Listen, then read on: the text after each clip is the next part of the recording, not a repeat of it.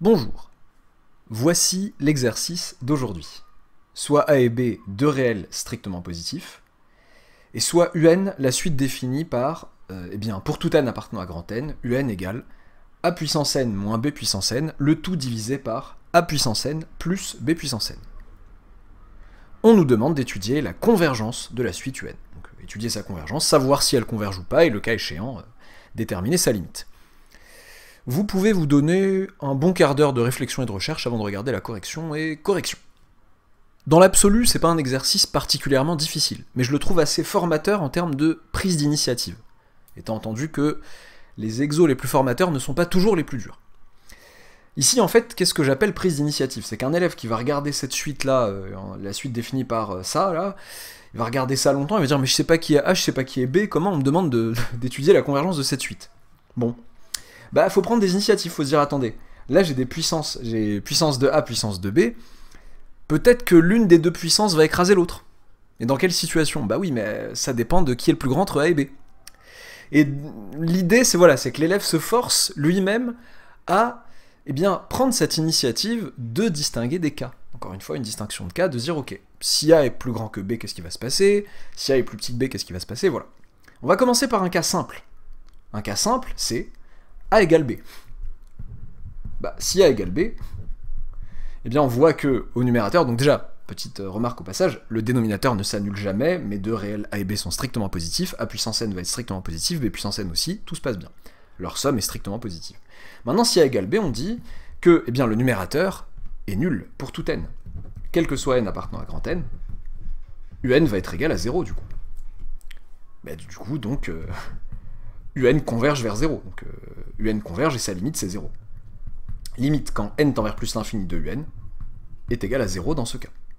Dans le cas où A égale B. Ok. Si A est strictement supérieur à B. Bon. Intuitivement, voilà, on imagine un peu, je sais pas moi, on imagine du 5 puissance n moins 2 puissance n. Bon, faut avoir conscience que 5 puissance n écrase complètement 2 puissance n. Mais comment comment on fait apparaître cette notion d'écrasement? On va factoriser un peu à la manière des... Quand vous aviez des polynômes en n au numérateur et au dénominateur et que vous vouliez la limite en plus l'infini, vous factorisiez par les termes de plus haut degré. Bah là, on va factoriser par le terme le plus puissant au numérateur et au dénominateur. Donc, on va dire que pour tout n appartenant à grand n, un, qu'est-ce que c'est tout simplement? Ça va être a puissance n, facteur de 1 moins b puissance n sur a puissance n, le tout divisé par a puissance n, facteur de 1 plus b puissance n sur a puissance n. Ok, bon, déjà ça fait disparaître du a puissance n, bon, je rappelle que a puissance n est non nul, donc j'ai tout à fait le droit de faire ça sans avoir de problème. Donc ça me fait donc 1, donc je fais une étape un peu inutile pardon, pour éviter de barrer ici. 1 moins, en fait non, on va pas être inutile, b puissance n sur a puissance n, c'est aussi b sur a à la puissance n. Donc là je vais me retrouver avec du 1 moins b sur a puissance n, divisé par 1 plus b sur a à la puissance n. Ok, ça me semble intéressant. Que dire de b sur a? Nous savons que a et b sont deux réels strictement positifs, tels que, ici dans mon cas, a strictement supérieur à b. Donc 0 plus petit que b plus petit que a. Donc ça dit quoi sur b sur a? En divisant tout ça par a, du coup c'est strictement positif toujours, a étant strictement positif, ça me permet de dire que b sur a est un réel strictement compris entre 0 et 1. Oh! Un réel strictement compris entre 0 et 1, et plus largement, strictement compris entre moins 1 et 1. Donc, limite, quand n tend vers plus l'infini de b sur a à la puissance n, b sur a puissance n étant le terme général d'une suite géométrique de raison b sur a, de raison strictement comprise entre moins 1 et 1, la limite de cette suite géométrique, c'est 0. Ok? C'est quasiment fini ici. Par opération sur les limites, si vous voulez, ou par somme et quotient de limites. Donc il y a des sommes et des quotients. Et un quotient, pardon. Par somme, bon allez, j'abuse, par somme au pluriel parce qu'il y en a deux, bon. Et quotient, bon, ça c'est une somme aussi. Et quotient de limite, trêve de bavardage, dans ce cas, UN converge, et sa limite, c'est 1 sur 1, 1 moins 0 sur 1 plus 0, donc 1 sur 1, et c'est donc 1. Ok, reste à traiter le cas où A est strictement inférieur à B. Qu'est-ce que je vais faire dans ce cas-là? Voilà, c'est ça aussi qui m'intéresse dans cet exercice. Ok, donc déjà, première chose intéressante, c'est cette petite distinction de cas, disjonction de cas si vous voulez, et eh bien, l'autre, comment dire, l'autre chose qui fait que cet exo me plaît, c'est arriver ici, au lieu de se dire, je vais tout refaire en factorisant par b puissance n, petite pirouette, si A est strictement plus petit que B, donc attention, on peut pas dire, comme dans certains autres énoncés qu'on a pu regarder, qu'on a pu voir ensemble si vous êtes familier un peu avec la chaîne, on peut pas dire là que A et B jouent des rôles complètement symétriques, ça serait faux. Si vous remplacez A, si vous permutez A et B, bah, vous vous retrouvez avec du B puissance n moins A puissance n au numérateur. Au dénominateur, ça donne la même chose, certes. Mais là, ce qu'on va tout simplement dire, c'est qu'on va leur dire que pour tout n appartenant à grand N, on va ruser un peu, on va leur dire un égale, eh bien, moins b puissance n moins a puissance n divisé par b puissance n plus a puissance n, s'il vous plaît. Donc attention, j'ai mis un signe moins devant, donc le moins, tout ça là, moins b puissance n moins a puissance n, ça fait bien a puissance n moins b puissance n. Et le dénominateur pardon, n'est pas affecté par ça. Ok, et alors avec b strictement supérieur à, donc on est exactement dans cette situation-ci en regardant ce terme-là.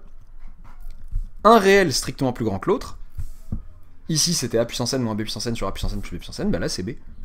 Alors j'ai juste changé l'ordre dans l'addition ici pour le faire apparaître plus clairement, avec b strictement supérieur à a, d'où, d'après le cas précédent, donc CF cas précédent, qui a été traité sérieusement, eh bien, limite, quand n tend vers plus l'infini de b puissance n moins a puissance n sur b puissance n plus a puissance n, bah c'est 1. Et donc, eh bien la limite, quand n tend vers plus l'infini de un, bah c'est tout simplement moins 1, ici.